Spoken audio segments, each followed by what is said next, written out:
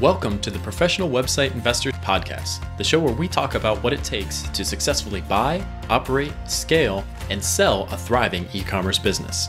When it comes to doing business online, we believe that buying an existing website is far superior to building one from scratch. So, if you're a career professional who is looking to become an e-commerce store owner, listening to this show will give you the knowledge, tools, and community support you need to be successful. I'm your host, Ryan Cowden, and this week we're joined by Ian Bond from ProfessionalWebsiteInvestors.com. In this episode of the Professional Website Investor Podcast, Ian and I discuss what it takes to transition from being an employee to being an entrepreneur. For people who invest in e-commerce websites, this tends to not be their first job. We all bring our own experiences and insights into the e-commerce world. Whether it's sales, data analytics, or other experience working in similar industries, we all have strengths we can draw on. Whether you do this full-time or part-time, you are now working outside the supports and constraints of a traditional office environment. This brings its own set of blessings and challenges. Today, we take some time to reflect on some of the biggest changes you should prepare for as you move into this field. On this episode, you'll hear the biggest transition you'll make when you work for yourself rather than for a company. Rather than focusing on skills, the biggest thing you will need to change is your mindset. One that focuses on staying in the game and accepts that failure will be part of the journey. Next, you'll hear some strengths and skills you can bring from the corporate world. People skills, performance reviews, strategic thinking. These are all things you learn how to do in the corporate environment that can keep you afloat in your new career. Then, you'll hear why you shouldn't be concerned with following your passions. Rather than focusing on your passions, find out how you can solve a problem for someone. After that, we'll discuss how to think about failure. Failure is a normal part of life, especially as an entrepreneur. Your focus should be on learning lessons without sinking your ship. And finally, we'll discuss how you can set up support networks for protection and community. Support networks can be informally arranged between peers, or you can pay people to be your mentor and coach. You're not alone on this journey, and there are a lot of people out there who can help. If you're looking for ways to successfully transition from a corporate life to an entrepreneurial one, then this is one episode you won't want to miss. There's a lot of actionable advice in this episode, so grab something to write with because you're going to want to take notes. As always, I'll be back on the other side to wrap up any loose ends. So without any further ado, here's my conversation with Ian Bond. Ian, welcome back to the program. It's great to see you. Hey, Ryan, it's great to be back and looking forward to today's episode. Yeah, me too. We've got a really fun topic today, and one that I think that's relevant to your story and to a lot of people who probably follow this podcast, which is shifting from the structured corporate environment to kind of going out on your own and becoming an entrepreneur, which is, part of your story and part of your journey. So I kind of thought we'd start off big picture and just ask you, what was the biggest shift that you had to make when you shifted to becoming more of an entrepreneur? Look, it's something I probably talk to people, if not daily, about, certainly weekly. And it's a huge topic. And unfortunately, I think it afflicts us older people more than it does people younger, like your age, or people that are later in their career rather than earlier in their career. And it's kind of the cocoon of being in a big corporate world or being in a career and having had a string of successes. And the entrepreneur's life is a series of abject failures punctuated with an occasional success. Okay. And so it's a very different trade-off on a daily basis. Now, I go back, we bought our first site in the fall of 2015. And, basically 2016, we failed every day. And it was, humiliating. And, we literally, and I've said this before to you, Ryan, we adopted the mindset that if it didn't sink us, if it didn't put us out of business, we lived to fight another day. And, there are all kinds of, there's all kinds of literature out there. Tropical MBA has got a wonderful article about the 1,000-day rule where you have to do something 1,000 days before you can really feel that you're kind of on top of it. And the reality, I don't know what the number is, but the reality is that, anything in life takes some trial and error.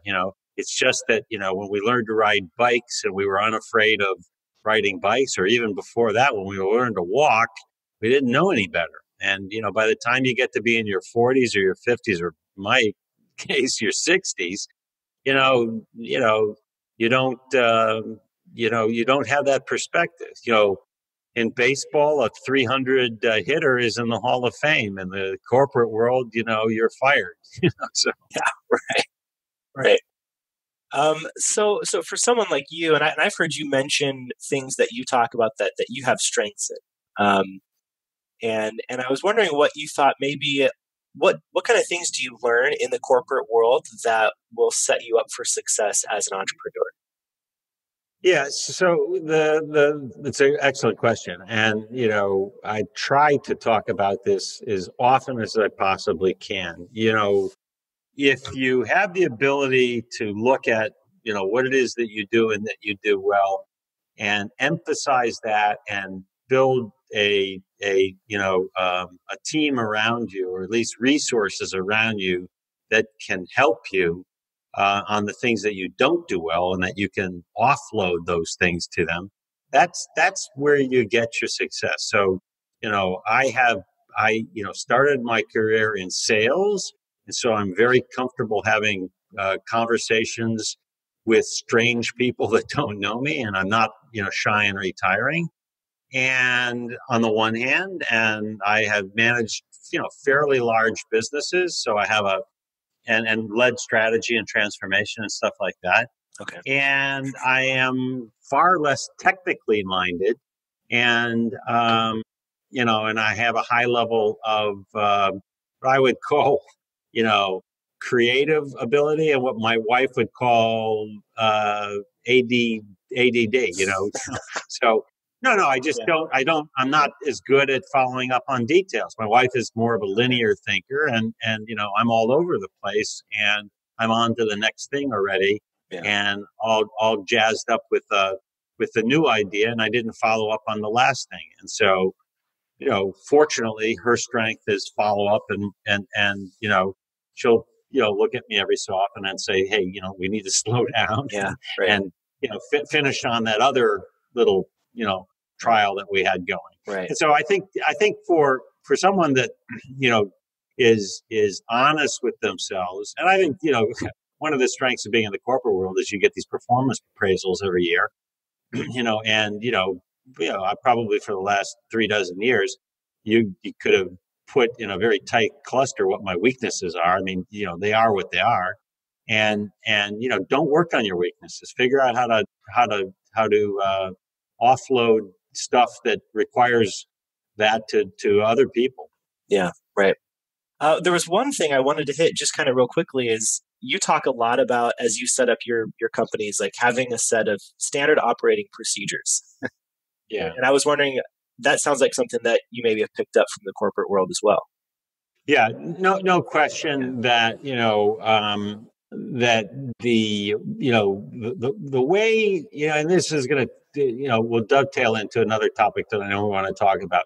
Yeah. But one of the ways to certainly one of the ways, the only way to scale a business is to have a set of processes and standard operating procedures that everybody follows, and then that allows us to sleep at night while our business runs, and it also allows us to hire new people into our business, and then we don't have to retrain them. So that's mission critical. The other thing, quite frankly, is you don't have to solve this paradigm of, do I have to do something I'm passionate about, right? Yeah. And the reality is that we're at Professional Website Investors. We're talking to people about investing in revenue producing websites, and some of the websites may not be things that could be incredibly lucrative, may not be areas that you're particularly passionate about.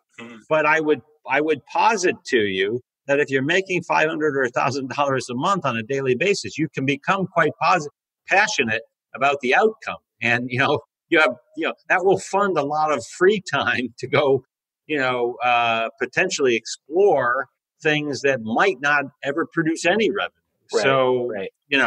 you can use money to earn time freedom and location freedom and freedom to go explore these things, by excelling in areas that are fairly mundane. Yeah. And one of the ways to do that is to set up structures that have processes and procedures in place where you don't have to be involved in the nuts and bolts of it every day, and you certainly don't have to do the stuff you don't like to do. Right. Well, you hit on a really interesting topic that I hear get debated a lot about in kind of the leadership entrepreneurial world, which is, should you follow your passions? And there's a lot of people who, I think you hear these motivational speakers and they say, if you're not happy with your dream job, you need to, or if you're not happy with your day job, you need to go out and chase your passions, and you only have one life to live, and, find something that you're passionate about doing that helps you hop out of bed in the morning. And you seem to be pushing back a little bit. That's can we say that's total crap? I mean, this is not Joe Rogan. Yeah. But, but I would tell you that, and I, worked in a corporate environment for a long, long time. Mm-hmm. And I think that, probably everybody from the CEO down to the office boy, 70% of their job they like and 30% of their job they don't like. And, the idea is to capitalize on the things that you do like, surround yourself with people that complement you, that you enjoy working with, and that that do make it fun. Try to offload to people that are better than you, things that you're not good at. Now, that's certainly true in the corporate world. And if you look at, if I just look at my entrepreneurial experience, working with my wife, which has its own challenges, and it has certainly has huge benefits. But, where we've had tension, Ryan, in our relationship as entrepreneurs, as partners, is where either I'm running too far ahead or I'm forcing her to do something that's outside our comfort zone. But by and large, it's been solved by us, kind of solving, and we've kind of adopted this who, not how, or, instead of saying, how do we do this? Who can we get to do this? That'll do it better than either of us can do it. If I task her with something and her plate is full, she becomes frustrated. Yeah. Tomorrow I task her with yet another thing, and now she's doubly, and then, it's triply and quadruply. Okay. And so the idea is, well, if it's a priority, who do we find to do it for us? And let's continue to do the things in the hierarchy that are really important, and focus on those things like a laser. And to the extent that something bubbles up that's important that needs to be done, maybe there's somebody better than us to do it. Okay. Yeah. So I think you hinted at this a little bit earlier about focusing on solving problems. Would you say that that's the antidote to follow your passion? Is Look, it's easily the single biggest kind of mistake people make. All right, okay. Is they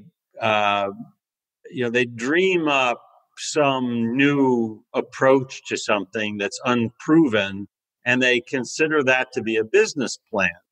And I'm of the opinion that, look, we have proven businesses that you can buy, and maybe you want to try to experiment to tweak some of these businesses.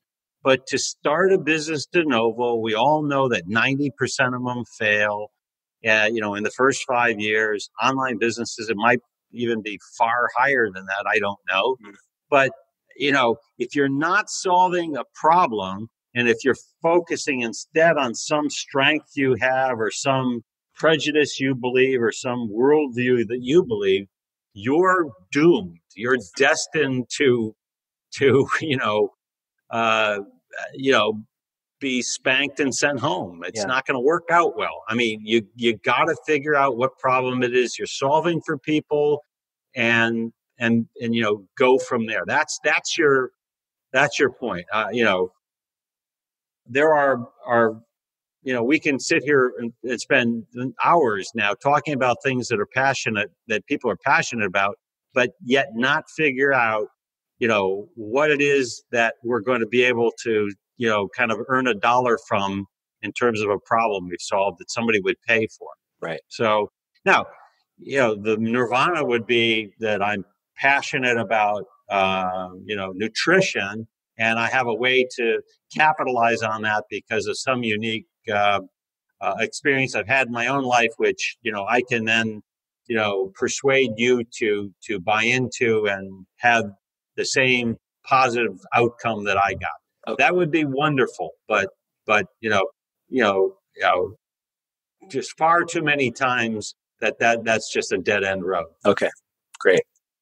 Another topic that you've kind of already brought up is this topic of failure, and how failure is just part of the game as an entrepreneur. So I kind of wanted to just kind of flesh that out a little bit more. What should the entrepreneur's mindset be towards failure? Failure is an everyday occurrence, life is a series of failures punctuated with an occasional success, and cherish those successes. But I think honestly, and it's fun. Okay, you have to adopt the different mindset. If you, like I just said earlier, if you fail this frequently in your career, if you were a surgeon or whatever, you fail this frequently in your career, you'd be out of a job. But as an entrepreneur, you're blazing new trails, and you're constantly testing. And if you're not constantly testing, you're doing something wrong. You're doomed to a longer term failure.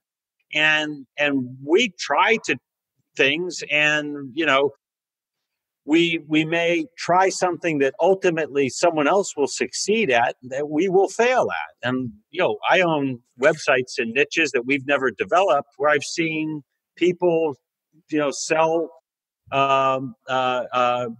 much more profitable websites than we have, sell them, and we're doing nothing. So there's a bit of luck, there's a bit of focus, and you have to be able to capitalize on your good luck, and try things, and you'll fail at a great deal of them.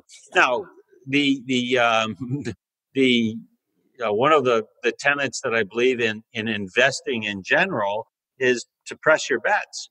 If something's working for you, really double down on it, and really go kind of all in on it. And so that works in craps, and it works in in the business world. So I'm a big believer in that, and follow that. And then clearly we spend too much time in our own head. One of the things that I think that career professionals and corporate executives have is there's a lot of feedback in an office environment every day. And, in the online business world, other than reading stuff on blogs and stuff, you don't get that. And so, I think you have to find a community of like-minded people. You have to have conversations with mentors and coaches and stuff like that, or you're really severely limiting your opportunity to come up the learning curve quickly, because somebody's already experienced what you're trying to do, and can help you help you save time and money by giving you just advice because they've already done it. Okay. So that's huge. That's huge. And that's naturally part of the corporate environment. You can just pick up a phone and dial an extension and get that advice. In the online world or in the entrepreneurial world, way too frequently we forget that whether you have to develop relationships or you have to hire coaches, you ought to do that too. Okay. So one of the things I think about when you have a stable office job or you work for a company, you have kind of this structure of support around you, and you were just talking about feedback, and there's you're on a team with people, and then when you cut out as an entrepreneur, you're kind of moving away from that structure.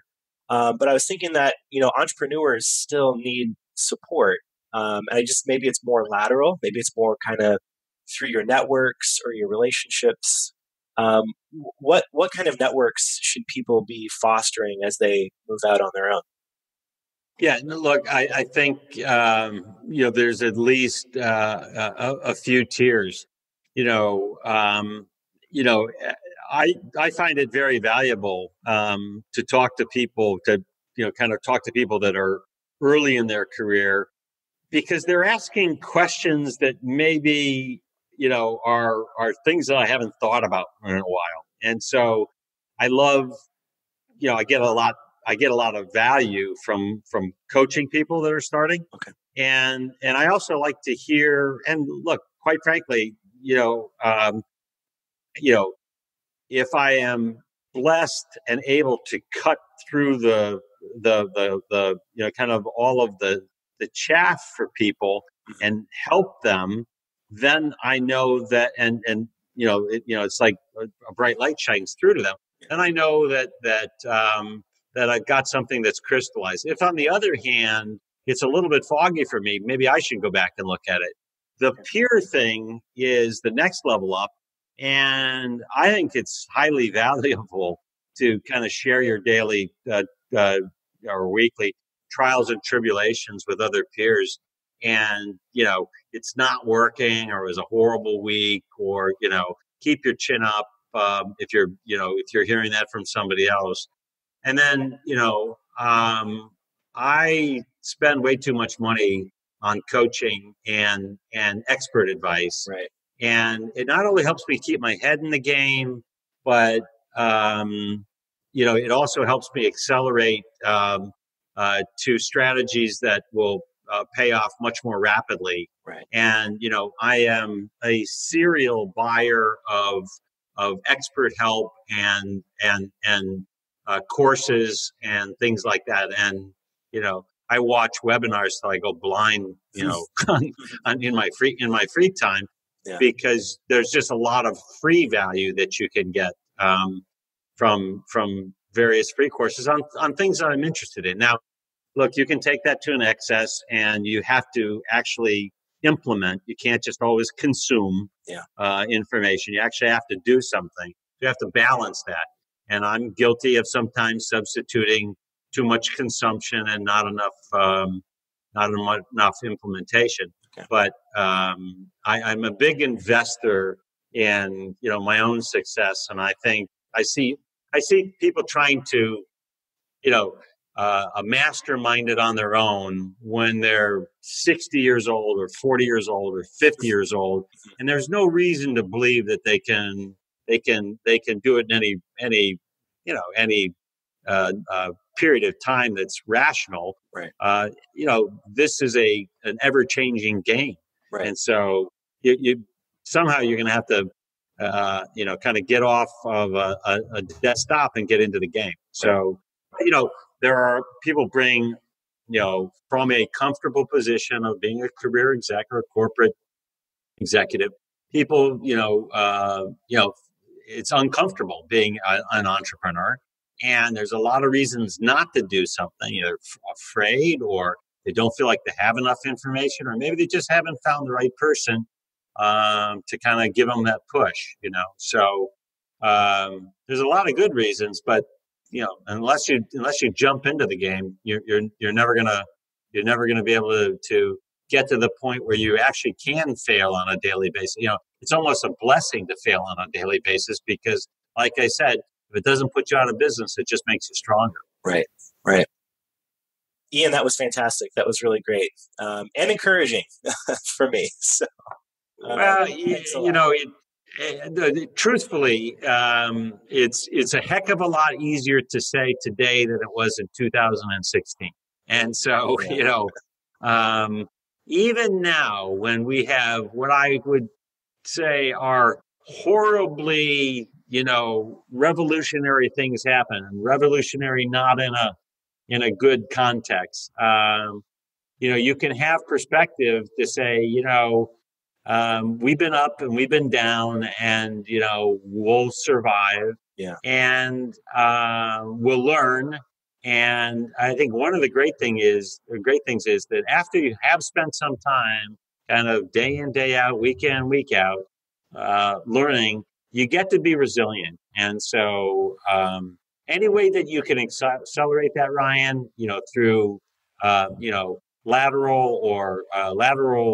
relationships or other professionals and experts that you could pay to get perspective. Mm-hmm. Anything you can do to do it is, you're ahead of the game. Okay. So that would my advice would be, expect to fail and think of it the other way around. That if you actually don't go out of business, that's a huge win every day. Okay, it's a win to stay in the game. Yeah. Yeah, absolutely. Yeah. Okay. All right.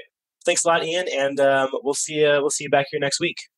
Okay, Ryan, my pleasure, and have fun out there in Southern California. Yeah. Will do. Okay. All right, folks, there you have it. That wraps up my conversation with Ian Bond of Professional Website Investors. He shared a ton of valuable insights and advice today on how to transition from being an employee to being an entrepreneur. We also shared some tools and resources, which will all be linked up in the show notes at professionalwebsiteinvestors.com. I hope you enjoyed our conversation. Please consider subscribing, sharing with a friend, or leaving us a review in your favorite podcast directory. Until next time, best of luck in all that you do, and we'll look forward to seeing you on the next episode of the Professional Website Investor Podcast.